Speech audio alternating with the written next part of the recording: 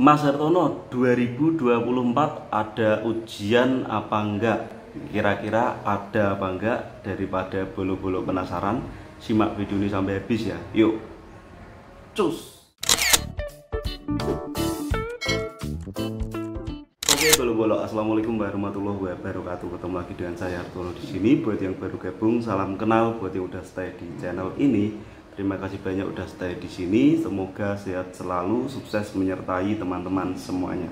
Oke, di video kali ini aku mau membahas mengenai kemungkinan ada dan tidaknya ujian EPS Topik Korea tahun 2024. Karena banyak banget teman-teman yang nanya, maka tak buat video ini. Disclaimer, video ini tak buat atas asumsi pribadiku. Sekali lagi asumsi ya.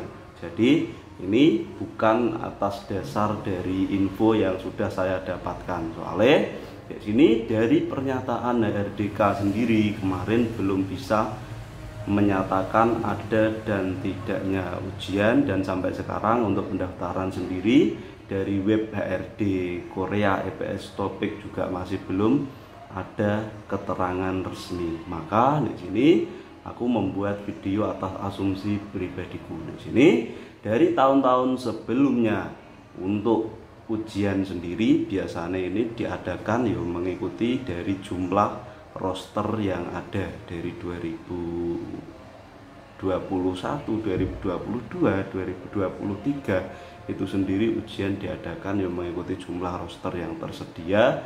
Terus setelah rosternya nanti kira-kira di tahun berikutnya ini kurang, baru nanti akan diadakan ujian sendiri kayak gitu.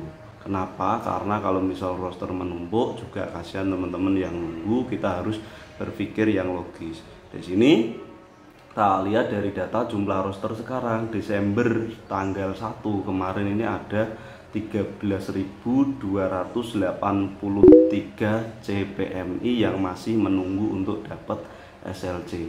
Di sini sebenarnya untuk penyerapan tenaga kerja Indonesia ke Korea ini sebenarnya juga cukup bagus yo, tak pikir yo. Kenapa? Karena di sini ada dari CPT khusus 2020 itu 87% udah dapat SLC. Terus CPT umum tahun 2020 85% dapat SLC. 2021 ini malah justru 94% dapat SLC. 2022 80% udah dapat SLC. Terus di sini untuk yang facing tahun 2022 ini total ada 85% yang dapat SLC. Untuk CPT khususnya hanya di angka 71%. Kenapa kok 71%? Yo karena di sini dapat SLC teman-teman itu dipengaruhi oleh para senior yang ada di Korea satu, terus berikutnya berimbas dari minat sajang untuk mengambil pekerja Indonesia kayak gitu. Terus untuk di tahun 2023 UBT gelombang 1 sendiri ini udah 76% yang dapat SLC, ya kan?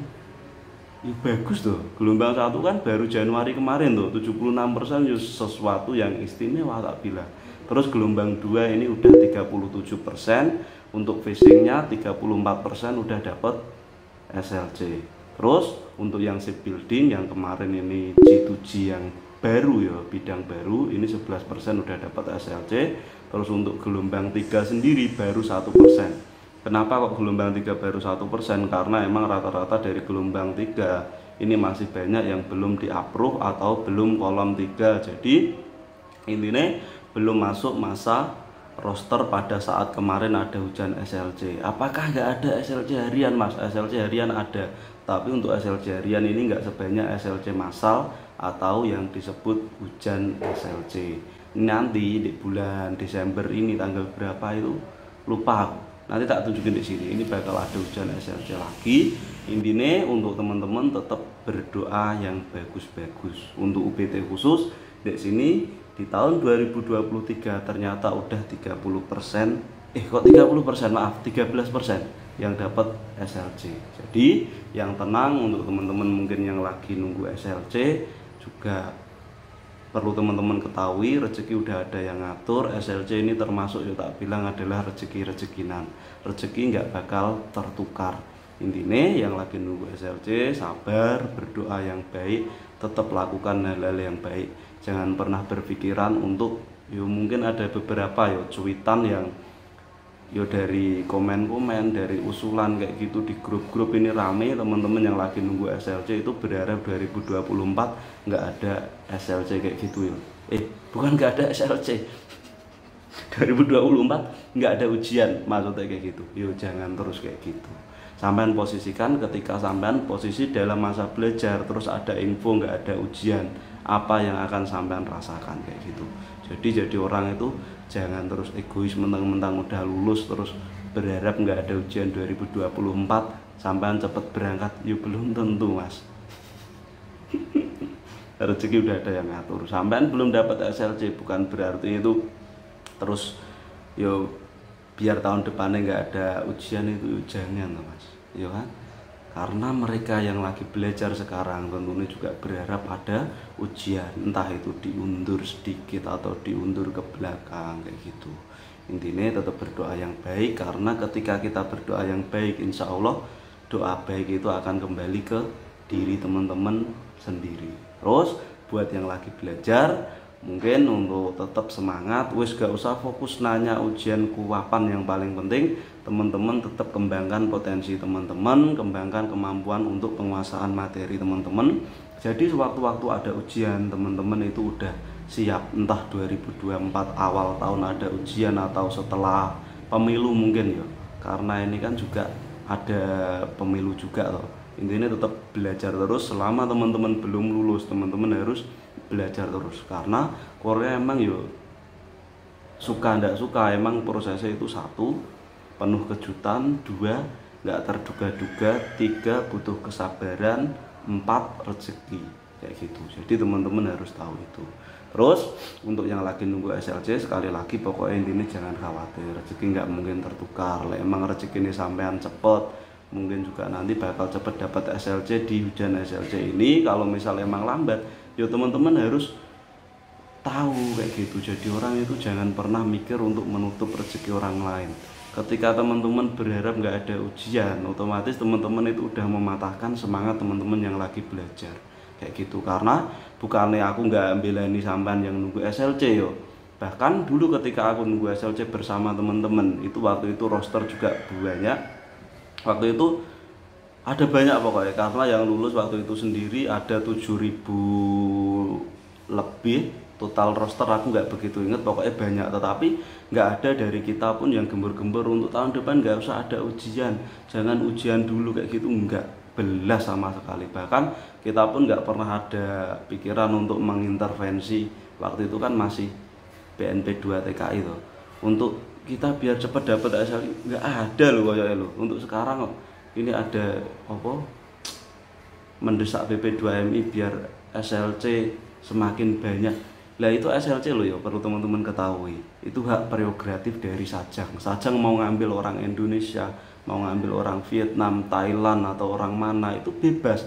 Bahkan ketika Sajang banyak yang pengen orang Indonesia seumpama mudah-mudahan nanti kedepannya nanti minat pekerja Indonesia semakin bagus, karena ini dipengaruhi oleh senior-senior kita yang ada di Korea. Mungkin jaket-jaket kuning itu, termasuk senior kita jaket kuning yang baru terbang kemarin itu, misal kinerjanya bagus, insya Allah nanti minatnya juga banyak kayak gitu. Walaupun minat banyak, niatnya sampai nggak kepilih umpamane ini pahit-pahitnya. Karena ketika Sajang minta satu pekerja itu akan disodorkan beberapa file kayak gitu. Jadi nanti milih ini siapa sih, Pak Ijo, apa Pak Iman, apa Pak Imin, yang dipilih itu satu yang dipilih kayak gitu. Jadi teman-teman intinya cuma bisa berdoa, setelah itu wes pasrah itu tok tuh. Dan ini tak jelasin lagi Korea pun nggak semena-mena terus mengadakan ujian ini sebanyak-banyaknya mengambil keuntungan, nggak kayak gitu sistemnya. Di sana juga sistem udah diatur untuk memenuhi tenaga kerja. Kira-kira kok di tahun ini kebutuhannya sedikit, maka kuota juga sedikit. Terus kira-kira kok misal di sini kebutuhannya banyak, maka kuota banyak. Kayak kemarin ini tuh sampean juga harusnya bersyukur udah lulus dengan nilai, mohon maaf nilai kemarin untuk nilai kelulusan itu termasuk, tak bilang agak rendah lah, nilai kelulusan 160 udah lulus kan. Bersyukur, terus setelah itu berdoa yang baik kayak gitu loh. kok wangel aku rodok gudeg asine. Lek misal ndelok wong posting ujian jangan ada dulu kayak gitu. Terus mau apa demo biar dapat SLC. Mbok kira ki sing ya itu lo dapat SLC yang milih Sajang sekali lagi kayak gitu. Sistem di Korea pun udah disesuaikan kebutuhan kayak gitu. Seperti contoh kemarin mungkin teman-teman dengar berita ada info re-entry ditutup pendaftarannya untuk sementara. Itu kan juga karena untuk menghindari membludaknya tenaga kerja. Apakah re-entry ini kenapa kok ditutup?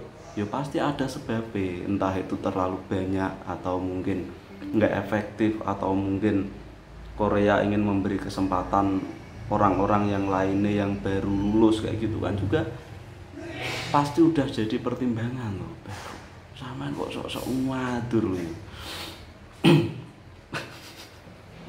Udah lah aku nggak bisa berbuat lagi aku. Intinya gini loh, teman-teman perlu ketahui rezeki udah ada yang ngatur gitu aja. Dan pokoknya buat yang lagi nunggu SLC tak doakan juga mudah-mudahan segera dapat SLC, dapat pabrik yang bagus, ketemu dengan orang-orang baik gitu aja. Buat yang lagi belajar intinya tetap semangat belajar terus, wis nggak usah fokus kapan ujian, intinya dikembangkan kemampuannya lagi. Dan insya Allah di tahun 2024 bakal ada ujian karena dari Korea sendiri juga udah mengumumkan bahwasanya di tahun 2024 bakal memasukkan kuota untuk pekerja visa S9 ini terbanyak sepanjang sejarah 165.000.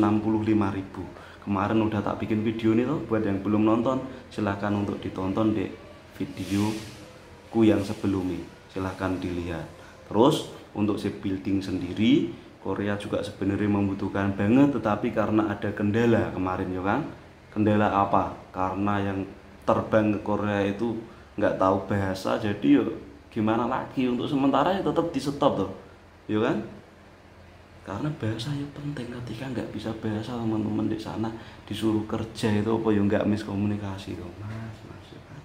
Udah mungkin cukup sampai sekian untuk video kali ini. Buat yang lagi proses tetap semangat, yang lagi belajar tak doakan dipermudah jalani dan terus nanti bisa terbang sampai Korea, bisa mewujudkan apa yang menjadi cita-cita serta keinginan teman-teman semuanya yang lagi nunggu SLC. Sekali lagi tak doakan semoga cepat dapat SLC di ujian SLC ini nanti atau SLC berikutnya.